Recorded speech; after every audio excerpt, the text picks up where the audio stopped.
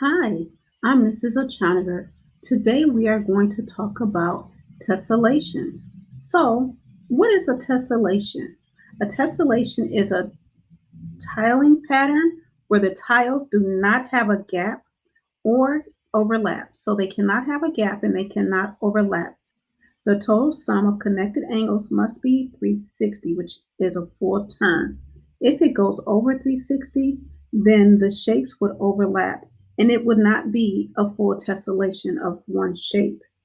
However, it can be a tessellation if you add additional different shapes. So what you see here is me creating a tessellation out of triangles. And as you can see, the triangles do connect and they go all the way around.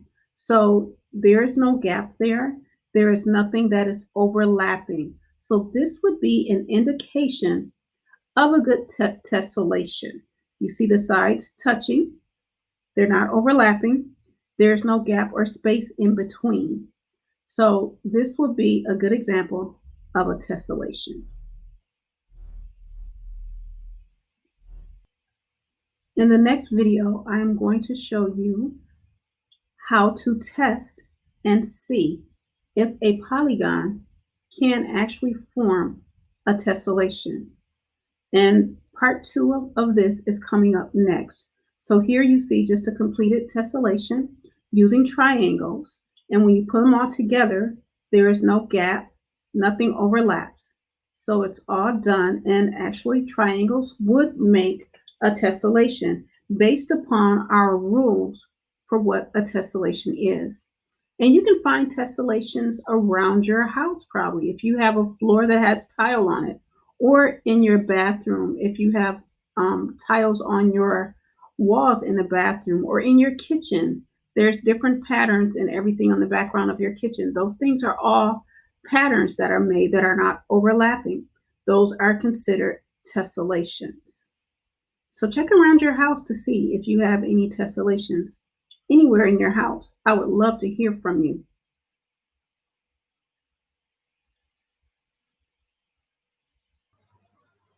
Now, let's try to test some polygons to determine if they make tessellations or not.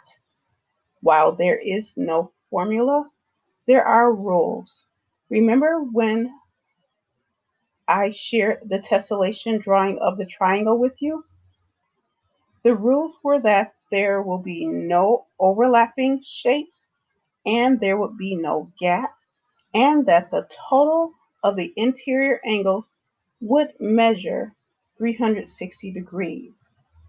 So with the pentagon, we're trying to determine if the interior angles will measure 360 degrees without going over. If it goes over or if it's under, that means it will not make a tessellation alone. It would need another shape to support it when making that tessellation. So here you can see we did the formula of n minus 2 times 180, which is 5 minus 2 totaling 180, which the 5 minus 2 gave us the 3, and 3 times 180 gave us 540 degrees. So we took that 540 degrees and divided it by the number of sides of a pentagon, which is 5, which gives us a total of 108. The next thing we are going to do with that 108 is we're going to multiply it to see if we can come up with the exact number of 360 degrees. So the first time we multiplied, we did it by 2, and it gave us 216.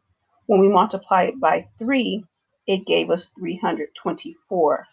We are close, but we are not there.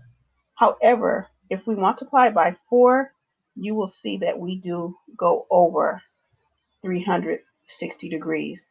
So that will tell us that a pentagon cannot make a tessellation because the number 432 or 324, it does go over that magic number of 360, that full turn.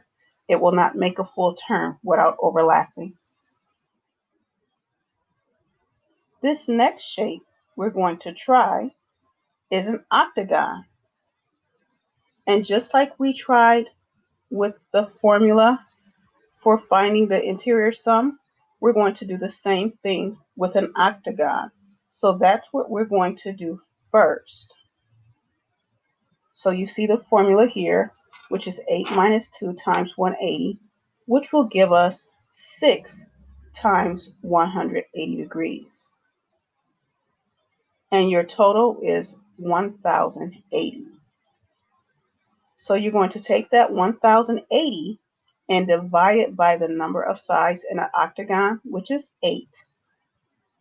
And you're going to get the answer of 125 degrees.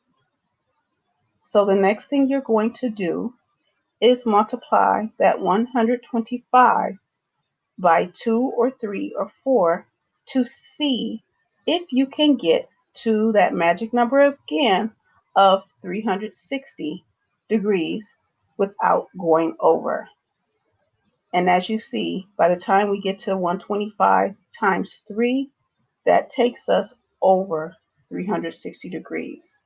So no, an octagon would not make a tessellation because it's over 360. So that means it would probably need more shapes to support it in order to make a tessellation. It cannot make a tessellation on its own. The last polygon that we're going to try is a triangle. I selected the triangle last because we already made a tessellation using triangles. We know that a triangle does make a tessellation. So what you see here is we're taking the number again and we're finding the number of the interior sides, the total sum. So then we're taking the 180, multiplying it by 2, and right away you see we'll get a total of 360 degrees. So yes, a triangle does make a tessellation. Thank you for watching, and I will see you in the next video. Have a great day.